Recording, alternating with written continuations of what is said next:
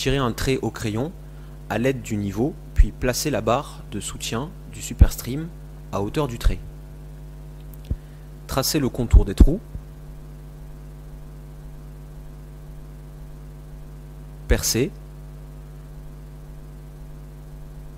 Insérez les chevilles fournies jusqu'au bout à l'aide du marteau. Placez et vissez la barre de soutien contre le mur. Placez le raccordement en T à l'arrivée d'eau des toilettes. Le raccorder aux toilettes et vissez le flexible du Superstream à l'autre extrémité du raccordement en T. Connectez l'arrivée et la sortie d'eau grâce au tuyau flexible fourni. Et branchez l'appareil. Appuyez sur Start pour allumer l'appareil. Le débit d'eau, température de l'eau et le volume sont affichés sur l'écran. Grâce à ces boutons, on peut contrôler l'ozone, le mode, la température, l'augmentation et la diminution des différents paramètres. Appuyez sur la touche Time pour sélectionner les réglages de température. La gamme de température varie de 29 à 37 degrés. Appuyez sur la touche Augmentation ou Diminution pour ajuster puis enregistrer en appuyant à nouveau sur Temp. Appuyez sur la touche Mode pendant 1 seconde pour restaurer tous les paramètres d'enregistrement de l'usine. Régulez le débit de l'eau en ajustant l'ouverture du robinet.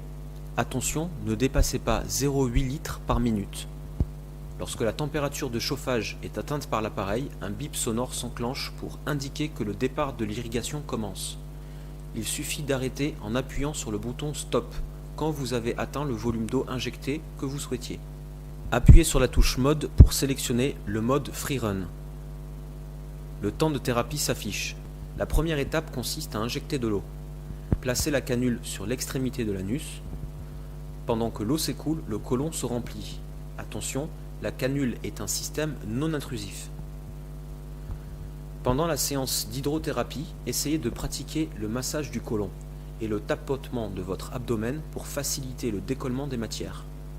L'affichage à l'écran permet de suivre le volume injecté et donc de suivre le degré de remplissage de votre côlon.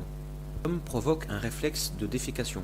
C'est normal, il faut tenir pendant un certain temps jusqu'à ce que le volume d'eau atteint la valeur spécifiée. Faire un effort pour retenir l'eau dans le côlon pendant 1 à 2 minutes pour laisser les excréments se dissoudre. Pour le nettoyage du côlon ascendant, si le volume de l'eau n'a pas atteint le montant requis et que le réflexe de défécation est trop fort pour retenir, arrêtez l'injection et faire un massage doux à l'abdomen pour aider le passage de l'eau au côlon ascendant. Après la diminution du réflexe de défécation, continuez à injecter de l'eau jusqu'au volume requis.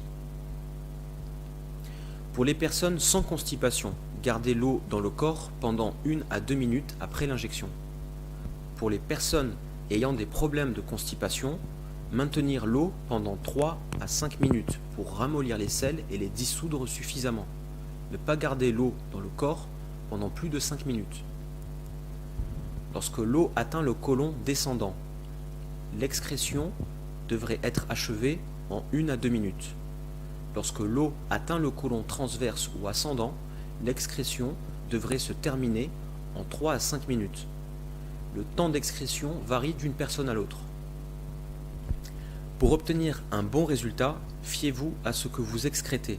Tant que l'eau ressort boueuse ou avec la présence de morceaux de sel, vous devez refaire d'autres injections jusqu'à obtenir l'excrétion d'eau uniquement. Alors vous aurez atteint un bon nettoyage de votre côlon.